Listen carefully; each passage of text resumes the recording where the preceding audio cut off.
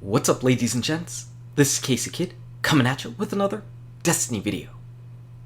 Today, we're 24 hours away from the hard raid dropping in Rise of Iron. Wrath of the Machine Heroic Mode is going to be coming out tomorrow. Lots of people are going to get their light levels up towards 400 to go ahead and conquer this raid. So what I thought I would do would show you the 5 new weapons that we're going to be getting from Wrath of the Machine. 5 new weapons. We're going to show you the weapons, their names, their perks, and we're going to talk about if we think they're going to be good or not. In my personal opinion, out of these 5 that we're going to be getting, I think 3 have potential. 3 have some pretty strong potential. 2 of them I think are going to be infusion fuel or just thrown into your vault as a keepsake. But 3 of them are going to be pretty solid. As far as the gameplay in the background, since it's a blind raid tomorrow, pretty much what you're seeing is our very first Vosik clear whenever we're doing it on normal mode. So yes, the things that you're seeing in this video are not optimized, but that's because we were doing this Vosik battle blind. This is us figuring it out as we went along. So these weapons, it's been really weird in Wrath of the Machine. In all of the previous iterations of raids, we basically had 2 different weapon sets.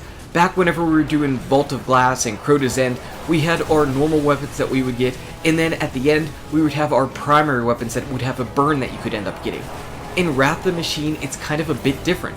In Kingsfall, we pretty much had all the same weapons over and over again. You had those in normal mode and in hard mode. There was no real difference aside from a skin.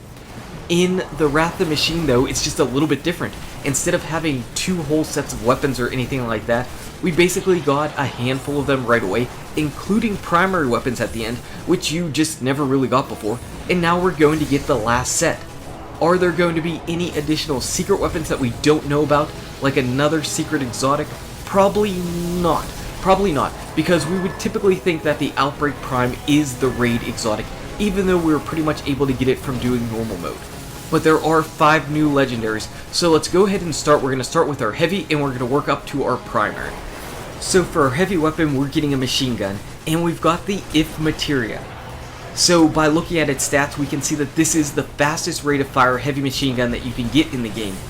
And we can also say that this gun is going to be like a little mini super good advice. And that might not get you exactly excited because nobody uses super good advice. But that's because super good advice is an exotic. And as a heavy exotic, you might want to typically use your heavy exotic slot for something else. But this is going to be a legendary. And it's going to be having the same perks as the Chaos Dogma. So you've got triple tap and triple double, meaning every time you hit a headshot, whenever you fire off 3 of those headshots right in a row, you're going to get 2 ammo back, so essentially costing you 1 bullet per 3 that you fire out.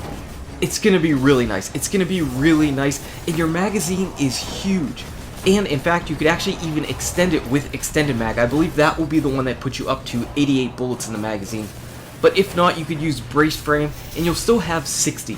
You might want to use brace frame because that stability seems a little bit low, but until we actually get it in our hands and see what the recoil actually feels and looks like, we are going to have to just wait and see as far as specifically picking those perks. But what we can say is that triple tap and triple double is going to be amazing. I'm really liking this gun.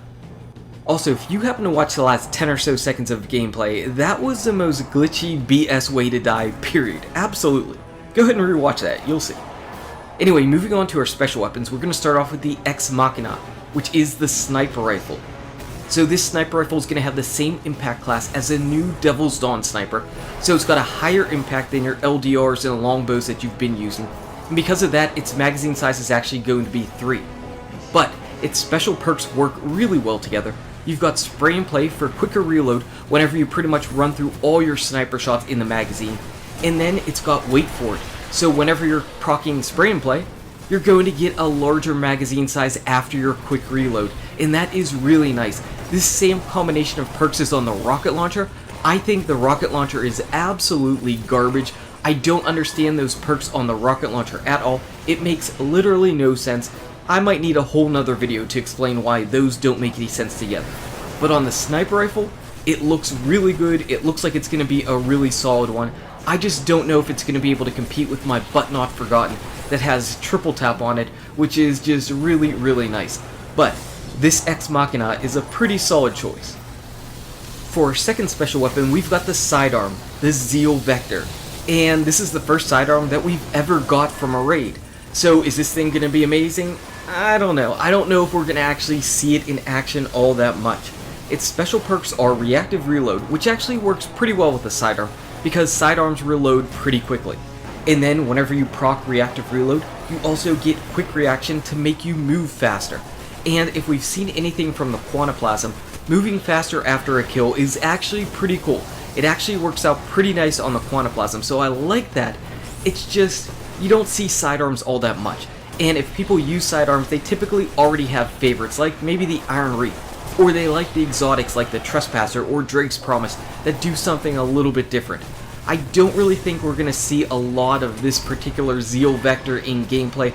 I don't think the first sidearm that's coming from the raid is really going to take the world by storm. So I'm going to have to give this one probably a pass. This one's probably going to be one of the two that you use for infusion fuel.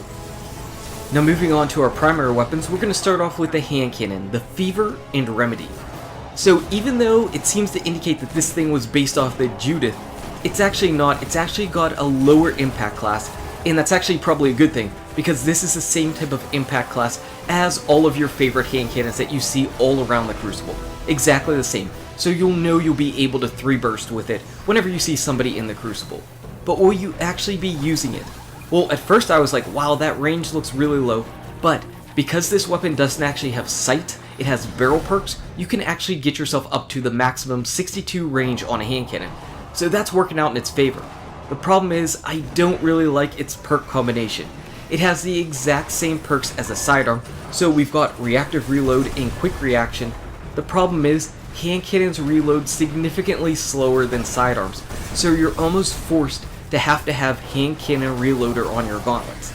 And, you know, that's not the worst thing in the world, but it would have been better if you had something like Outlaw on this to get that reactive reload just working all that much quicker.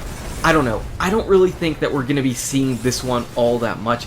I think people already have favorite hand cannons. I don't think this is going to crack it. I just don't think this is going to crack into things. I don't think you're going to be using it in PvE at all, because hand cannons are just not really viable in PvE. And in PvP, like I said, you've got your Palindrome out already, which is pretty much taking the Crucible by storm. The Imago Loop, which I recommend very, very, very highly for PvP. And everybody's using the Ice Luna, which is actually a little bit worse than the Imago Loop, but we did a video on that a little while ago. But that's the hand cannon, and unfortunately, this means that, you know, we started off with the Fatebringer. That was amazing. We went to the Word of Crota. It was a little bit underrated, but was still pretty solid because it had Void, and on Void Burn Nightfalls, that was really, really nice. And then we just went downhill with the Kingsfall raid, and I don't think we're getting back up at all with this Wrath of the Machine hand cannon. But last but not least is the Pulse Rifle, the Steel Medulla. And I think this Pulse Rifle actually has some potential. It was a little bit weird whenever I was first looking at it. For starters, we've got the same impact class as the Nerwin's Mercy, which just got buffed. But whenever I was looking at its perks, it didn't seem to have that double up perk. Instead, it's got full auto, which is pretty cool, and then Sign of Fear. So pretty much, if you're shooting at a target and you get 4 bursts off, that 4th burst is going to deal out more damage. So on bosses, that'll be pretty nice to give you a little bit of extra damage. On things like Servitors or Minotaurs, things that take a lot of shots, it's going to deal out more damage. So I think this thing is actually going to be pretty decent. It's got really nice stability. You might actually see this a little bit in PvP. I think it's going to be pretty good in PvE as well. So those are our 5 weapons. Like I said, I like the machine gun, I like the sniper rifle, and I like the pulse rifle. Hand cannon and sidearm, I think I'd have to give those ones a pass. Anyway, guys and gals, thank you so much for watching. If you enjoyed this video, smack that like button and subscribe to the channel. Check out these awesome videos. Good luck with your raids, your drops, your hard mode, and I'll see you around in Destiny. Where's my new Fatebringer?